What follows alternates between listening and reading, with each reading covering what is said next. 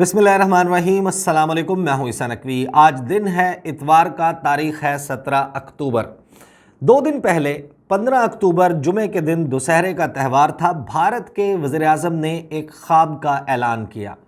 नरेंद्र मोदी ने ऐलान किया इंडिया के डिफेंस ड्रीम का। इस वीडियो में इस डिफेंस ड्रीम के हवाले से हम बात करेंगे, क्योंकि अगर ये किसी हद तक भी पूरा हो जाए तो फिर भारत से, नरेंद्र मोदी के भारत से डरना बनता है।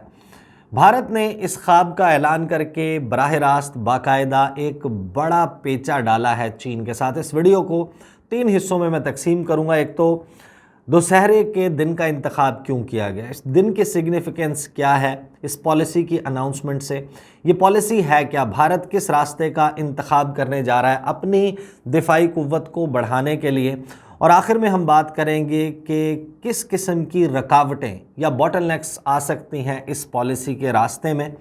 आगाज़ में एक बात अपने जहन में रखिएगा कि इस वक्त दुनिया भर के ममालिक, वैसे तो हर मुल्क की फ़ौज, हर मुल्क की फ़िज़ाइया, हर मुल्क की नेवी, उसका ये एम होता है कि हम दुनिया की सबसे बेहतरीन फ़ौज बन जाएं, सबसे बेहतरीन एयरफोर्स या सबसे बेहतरीन नेवी बन जाएं।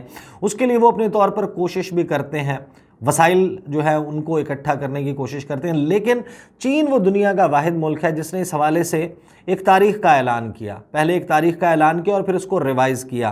पहले उनकी पॉलिसी ये थी कि साल 2050 यानी 2050 तक चीन को दुनिया की सबसे पावरफुल आर्मी मैसर होगी। PLA को दुनिया की सबसे जदीद तरीन और सबसे पावरफुल आर्मी बना दिया जाएगा। लेकिन फिर साल 2020 अक्टूबर के आखिरी हफ्ते में कम्युनिस्ट पार्टी ऑफ चाइना ने यह फैसला किया कि इस डेडलाइन को रिवाइज़ किया जाए और 2027 जो कि पीपल्स लिबरेशन आर्मी की 100वीं सालगिरह बनती है, इस सालगिरह के मौके पर और उस वक्त तक people's liberation army PLA of China, इसको दुनिया की सबसे पावरफुल फ़ौज बना दिया जाएगा। अब इसी किस्म का ख्वाब जो है वो देखा है भारत के वज़ीर आज़म नरेंद्र मोदी ने।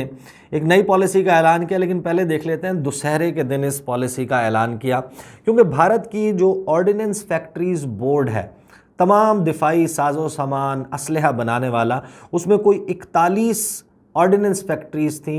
ये डिज़ोल्व हो गया था 1 अक्टूबर को। अब 1 अक्टूबर से 15 अक्टूबर तक इस पॉलिसी को ऐलान नहीं किया गया।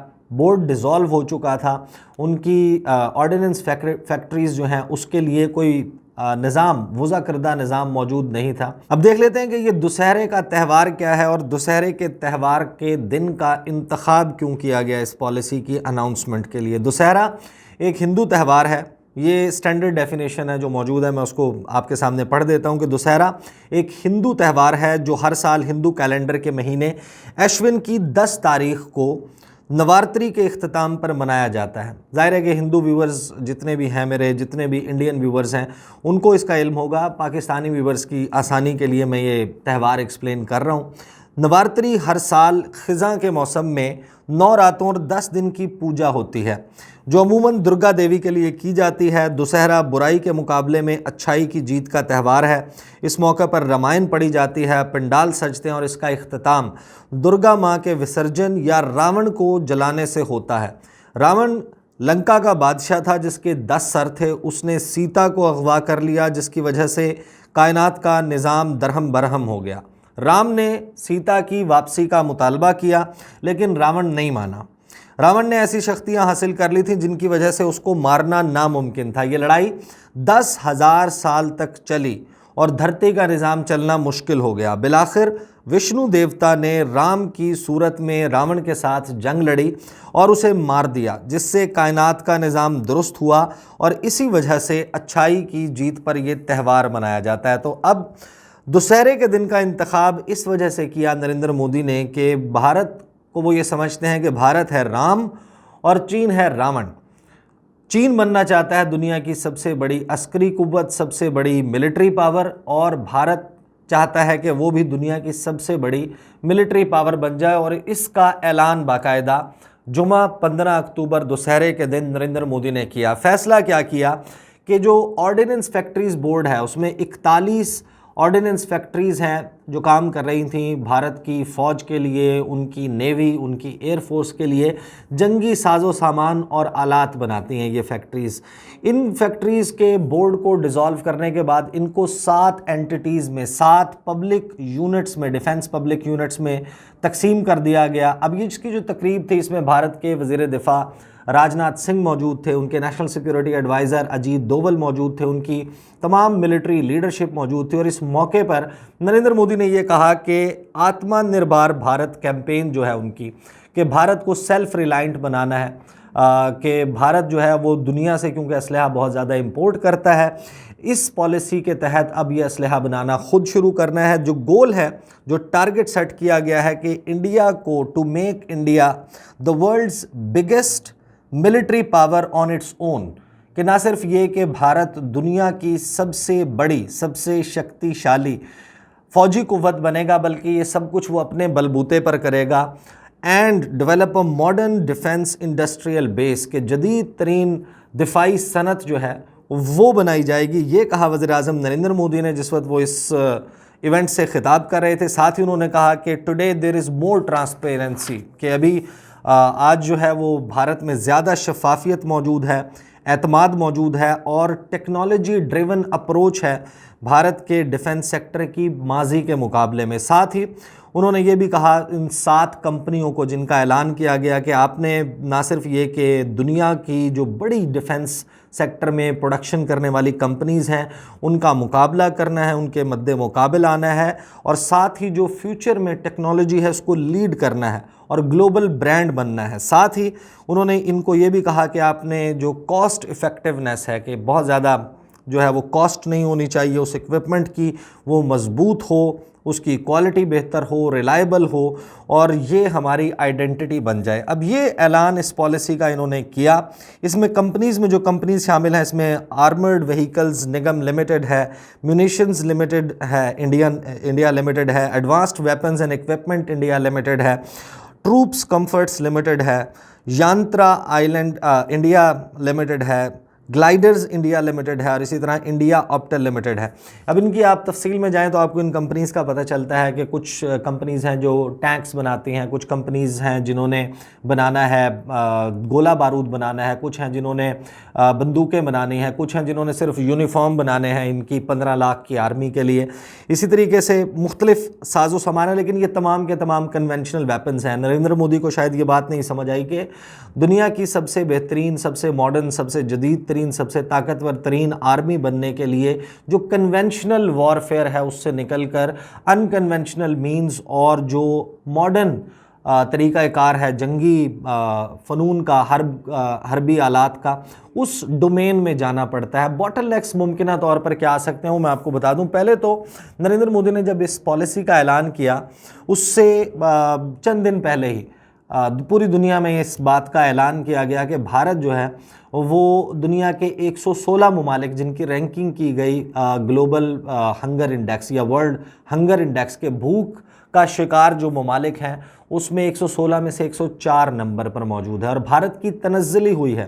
ग़ालिबन तकरीबन 94th पोजीशन पर भारत था और ये पीछे होता होता होता 10 दर्जे तनज़्ज़ुली के साथ 104 पर पहुंच चुका है। ये वो मुल्क है जिसको इस वक्त बहुत ज़्यादा भूख का सामना है, इसको गुर्बत का सामना है और इसका वज़ीर आज़म खड़े होकर ये कहता है कि हम दुनिया की सबसे बड़ी दिफाई क़ुव्वत बनना चाहते हैं। वो ये नहीं बताता कि हमने अपने लोगों को खाना किस तरीके से खिलाना है। और इस किस्म की डिफेंस की दौड़ से वो ख़ित्ते के दूसरे ममालिक को जिनको भारत की डिफेंस प्रोडक्शन या फिर डिफेंस में असलहे की जो प्रोक्योरमेंट है उससे मैच करने के लिए उस असलहे की दौड़ में शामिल होना पड़ता है।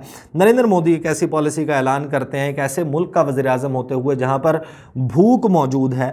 और पाकिस्तान का अगर दर्जों की बात की जाए तो उसमें पाकिस्तान जो वर्ल्ड हंगर इंडेक्स है वो 92 में पाकिस्तान 92 पोजीशन पर मौजूद है। और हमारे यहाँ स्टोरी को जिस तरीके से रिपोर्ट किया गया उस पर भी मेरा एक एतराज़ है कि हमेशा पाकिस्तान जो है वो जब भी स्टोरी को हम रिपोर्ट करते हैं, जाहिर है कि भारत के साथ मुवाजना जो है वो करना बड़े कुछ लिहाज से बनता भी है, लेकिन इस तरीके से हमेशा ये कहना कि पाकिस्तान 92 पे और भारत 104 पे है तो ये कोई अच्छी बात है, लेकिन 92 पर पाकिस्तान का होना भी अलार्मिंग है।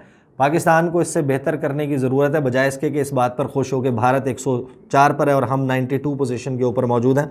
बहरहाल एक तो ये बात होगी। दूसरी बात, भारत के वज़ीर-ए-आज़म जो है वो जिस मुल्क से मुकाबला करना चाहते हैं, चीन। वैसे तो मैं ऐलान कर चुका हूँ, बता चुका हूँ कि मैं चीन और भारत के जो मिलिट्री पावर है उसके कंपैरिजन के ऊपर एक डॉक्यूमेंट्री बना रहा हूँ। वो जल्द 3 से 4 रोज़ में इस चैनल के ऊपर अपलोड हो जाएगी, आपके लिए जो है वो आप उसको देख सकते हैं। लेकिन भारत जिस मुल्क के साथ मुकाबला करना चाह रहा है, इस पूरी दुनिया की सबसे बड़ी फौजी कुव्वत बनना चाह रहा है, वो चीन है। चीन का जो डिफेंस बजट है, और डिफेंस बजट बहुत अहम होता है इस सारे मामले में, चीन का डिफेंस बजट है 178 अरब डॉलर्स और भारत का डिफेंस बजट है तकरीबन 73.65 डॉलर्स, यानी कि 65 अरब डॉलर्स। इसका मतलब यह है कि 73 अरब 65 करोड़ डॉलर्स के डिफेंस बजट का मुल्क भारत ये चाहता है कि वो मुकाबला करेगा 178 अरब डॉलर्स के डिफेंस बजट वाले मुल्क से। ये हो गई दूसरी बॉटलनेक। तीसरी बात ये कि भारत जो ये ऐलान कर रहा है, इसमें ये ऐलान का एक बड़ा हिस्सा ये है कि अब अपना डिफेंस इक्विपमेंट खुद बनाएगा। भारत को ये अंदाज़ा नहीं है कि दुनिया का दूसरा सबसे बड़ा वेपन इंपोर्टर होने की वजह से, जो डिफेंस इक्विपमेंट को दरामद करने वाला दुनिया का दूसरा बड़ा मुल्क है साल 2020 में भारत, और ये जिस किस्म का जंगी साजो सामान अरबों डॉलर्स का असलहा ख़रीदता है मुख्तलिफ़ ममालिक से, इस वजह से भारत को लेवरेज मिलती है बहुत सारे ममालिक के साथ।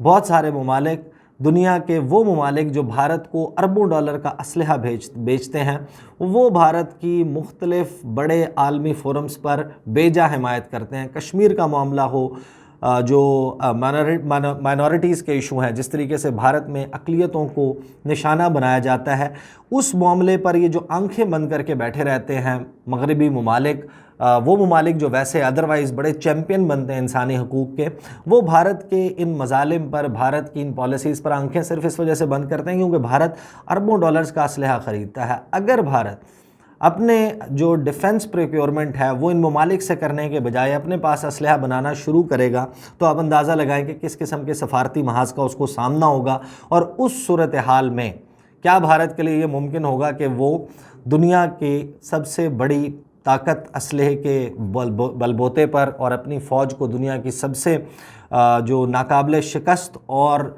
पावरफुल आर्मी है उसमें कन्वर्ट कर सके? ये ख्वाब है, ये ख्वाब देखा है नरेंद्र मोदी ने। बहुत अच्छा होता, एक हमसाये के तौर पर हम अप्रिशिएट करते अगर वो ख्वाब देखते कि उन्होंने साउथ एशिया, सिर्फ भारत नहीं बल्कि पूरे साउथ एशिया से गुर्बत का ख़ात्मा करना है, उसके लिए इक़दाम उठाने हैं, अपने लोगों को रोज़गार देना है, अपने लोगों को बीमारी से बचाना है।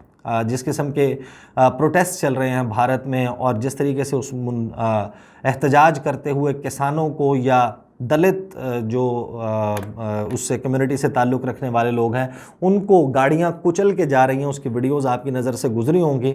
अगर इन तमाम मामलात की तरफ फोकस होता तो बात और थी। बहरहाल ये ख्वाब है, ये ख्वाब मैंने कहा मैं आपके साथ शेयर करूं।